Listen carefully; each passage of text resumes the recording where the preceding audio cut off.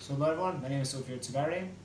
I'll just be giving a quick idea that in Beha'alotcha, this week's Parsha, or Beha'alotcha.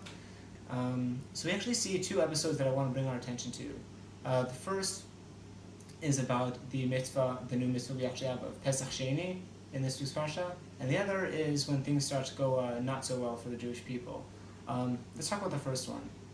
And the overall idea here will be how perspective changes how you respond to certain events, and just the overall pretext of all your relationships and the way you see life. So in the first we see that there's a mitzvah actually. So there's Pesach, Passover, which is celebrated on the 14th of Nisan. That's when you're actually supposed to do, back in the temple days, they used to slaughter a Pesach offering. It was one of the korbanos, one of the sacrifices you would make. And then 15th was the actual day of Passover. That was the first day.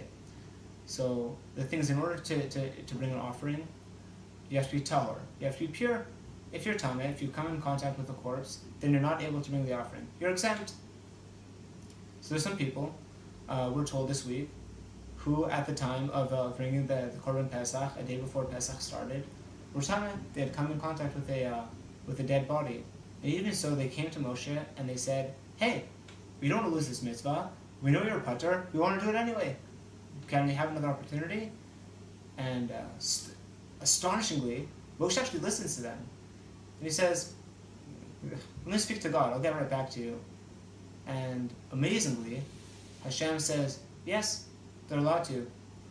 These people, it was actually a very small group of people. There are three options according to who these people were, according to Sifri. I believe, regardless, couldn't have been more than maybe two of them, not much more than that. So it's a very small group. And because they came and they presented their case, and they said, "Look, just because you're a tameh, it doesn't mean we want to lose the mitzvah. We want to have the mitzvah. So if you can you please effect a change so that we can have this opportunity?" And Moses asked God, and God said yes. And that's amazing, because this was not a mitzvah that would have existed before. Simply because of these people's desire to pursue positivity, there's an addition into the Torah. So you see that small people can actually effect amazing change. This is to be contrasted with what happens a little bit later. Unfortunately, in chapter 11, verse 1, we see something a little less positive. The first words are, "Vahi ha'am k'mit'onanim ra be'oznei Hashem." And the Jewish nation, or the people, were like those who seek evil pretexts in the ears of God.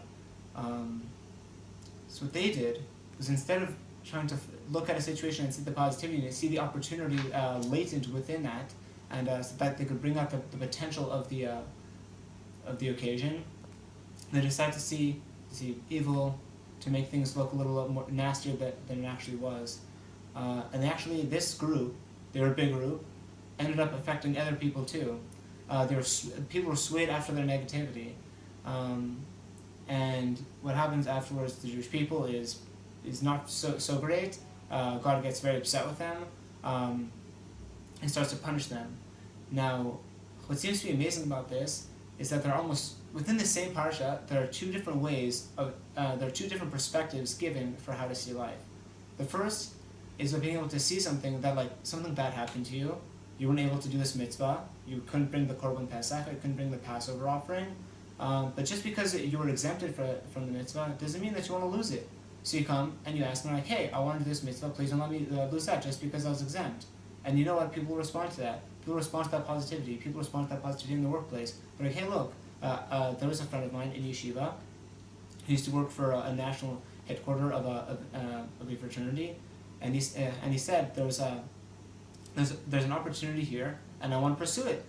And so the fraternity actually told him, "I'm sorry, we don't have a position available that deals with that." So he said, "Well, create a new position for me then.